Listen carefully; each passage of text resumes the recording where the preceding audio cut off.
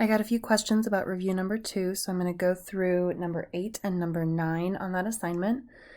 These are both composition of functions problems. So you've got f of x function and g of x function, and we color-coded these when we did these in class. So I don't care what colors we choose, but we're going to have f be the pink function and g be the green function. So if we're doing f plus g of x, that basically means you're taking the pink function f and the green function g, and you're going to add them together. So this of x thing, this is just a way of saying you're adding the two functions together.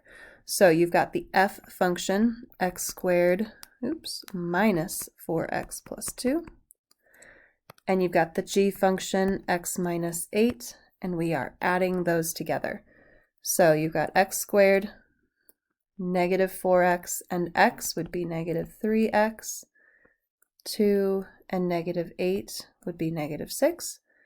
X squared minus 3x minus 6.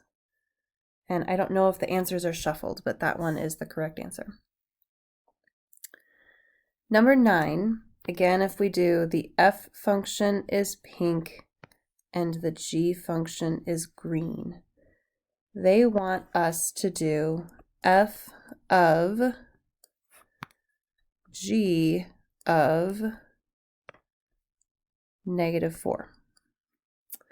That means they want us to plug the negative 4 into the g function. So they want us to start in the middle and do g of negative 4, figure out what that is, and then do f of that number. So let's do first this g of negative 4. This means we're taking that g function and we're going to put negative 4 in place of the x. So it says 10 minus, and then we plug in the negative 4. Because it's 10 minus x, if your x ends up being negative, you do end up with that minus a negative. 10 minus a negative 4 becomes positive 14.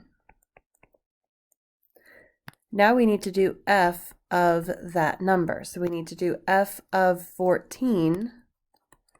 So that means we do 25 minus something squared. And we're doing that 14 squared. Now, if you're using a scientific calculator and you put this in with parentheses, you should be fine. Personally, I would do 14 squared first. So 14 squared is 196. Oops, I should probably use pink or black. So we have 25 minus 196, which is negative 171. And that's the answer right there. I also had a few questions about the graphing calculator, so I'm just going to pop my graphing calculator open really quick here. Of course, this thing takes forever to load. Okay, if you are using this graphing calculator, if you happen to have one of these at home, if you're entering something to graph, remember that X is this button right here, right next to the alpha button. So if you're graphing something like, I don't know, 2 raised to the x minus 3 plus 7, that's how you would do that. Let me glance through this assignment really quick, see if I can see any of the ones that need graphing.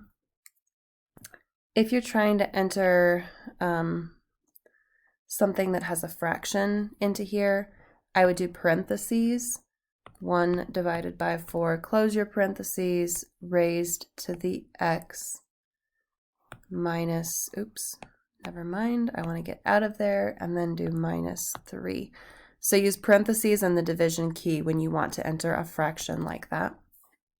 The other one I anticipate that you're going to have trouble with is number 4. This is the division of polynomials problem. This is the one that we typically did synthetic division.